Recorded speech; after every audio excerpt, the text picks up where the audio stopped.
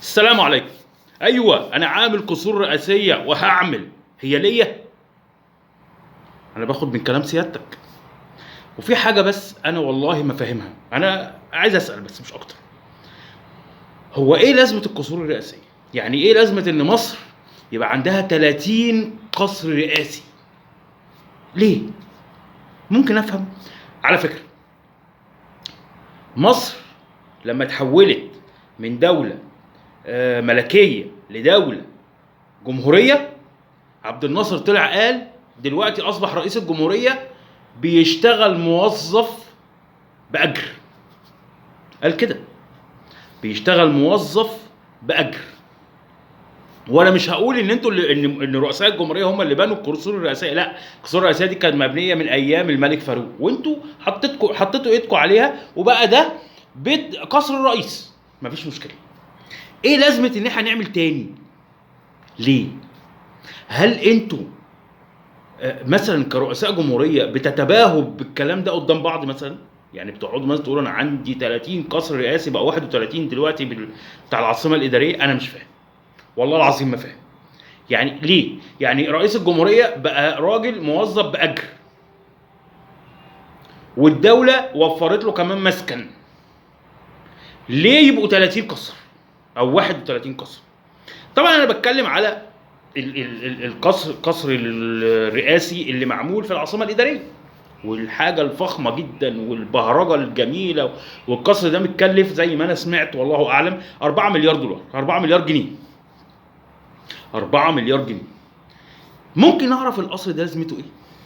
انا بتكلم جد والله، والله العظيم انا بهاجم ولا ولا هطلع اقول ما ينفعش وبتاع. انا مالي، ماليش دعوه، انا ماليش دعوه. بس انا عايز اعرف، عايز افهم هو القصر ده لازمته ايه؟ بيعمل ايه؟ طب ده قصر حضرتك هتروحه يومين ثلاثة في السنة، في السنة يومين ثلاثة في السنة، وبقية السنة القصر مقفول وما بيعملش اي حاجة. ال 4 مليار جنيه راح. بيعمل ايه؟ وليه؟ ممكن افهم، والله العظيم انا عايز افهم، بس مش اكتر.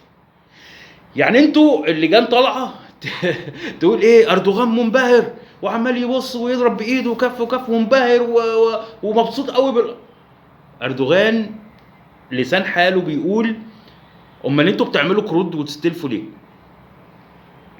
امال انتوا مذلولين لصندوق النقد وعمالين تاخدوا منه قروض وعمال يشترط عليكم اشتراطات وتشيل الدعم عن المواطن ليه؟ ما انتوا عاملين قصر كبير اهو، ما انتوا عندكم فلوس اهو. امال انتوا بتقترضوا ليه؟ عشان ايه؟ عشان تعملوا قصر؟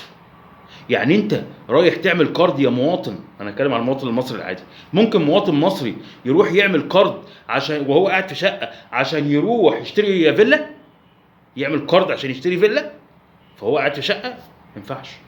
ازاي يعني؟ ده يبقى مجنون، مؤاخذه يعني، معلش. فانت حضرتك بتعمل القروض دي كلها وعندك البهرجه دي كلها. على فكره العاصمه الاداريه فيها فندق هناك اسمه الماسا، رهيب، عظيم، حلو جدا. لو كنت استقبلت الوفود فيه، في الفندق الماسا طبعا، للناس اللي انا سمعته يعني ان في مكان كده اسمه ايه، السويت الجمهوري او السويت الملكي، ده بينزل فيه الرئيس. حاجه برضه فخمه لو كنت نزلت الوفود كده يحصل ايه؟ دول 8 ده مش مؤتمر عالي، دول 8 كان هيحصل ايه؟ وبعدين سيادتك طلعت من كام يوم تقول استنوا على مصر 15 سنه. استنى تاني 15 سنه؟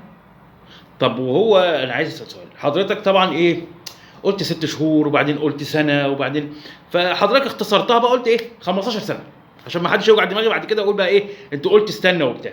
بس السوشيال ميديا ما بترحمش، السوشيال ميديا جابت لك اللي فات، اللي حضرتك قلت في 6 شهور واستنوا سنه. حضرتك احنا من 2013، لا من 2012 لغايه وقتنا هذا ما تقدمناش خطوه، ما تقدمناش سنتي. احنا زي ما احنا بل للأسوأ. حاجه بتعلى، مرتبات زي ما هي، مش عارفين نعيش. على فكره انا بتكلم بمنتهى البساطه، مرتبات زي ما هي، السلع بتعلى، بنزين بيعلى، دولار في 2013 كان ب7 جنيه تقريبا، دلوقتي في 51 جنيه. ب 51 جنيه، تخيل الدولار ب 51 جنيه مصري. انا اروح فين؟ على فكره انا مرتبي 100 دولار في الشهر،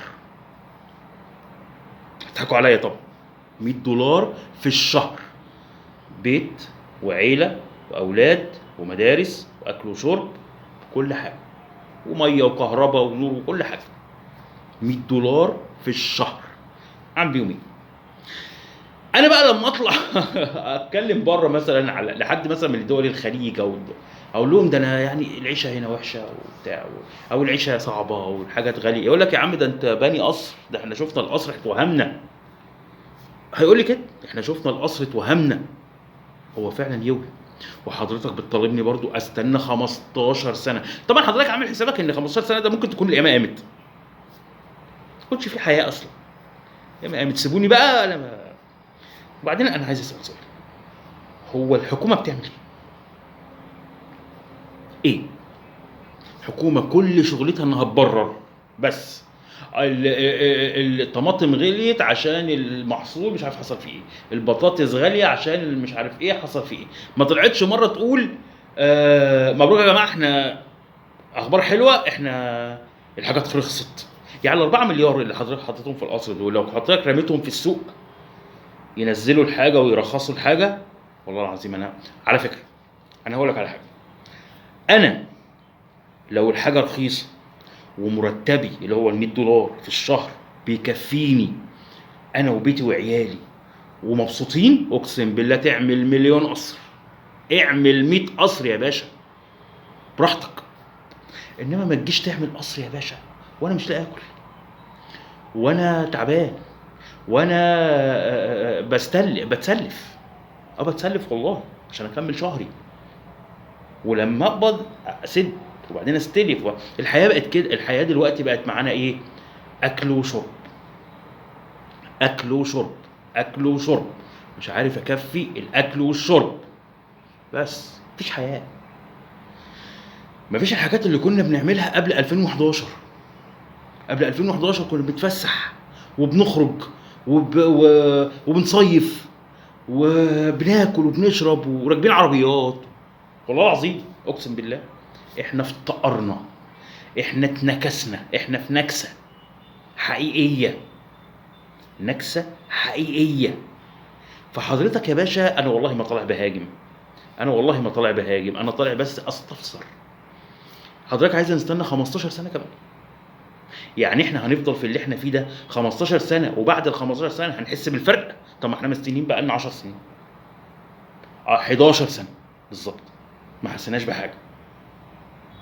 فهو فاضل 11 سنه مثلا، فاضل 3 سنين ونحس؟ لا ده حضرتك رحت ضارب 15 سنه. هيحصل ايه بعد 15 سنه؟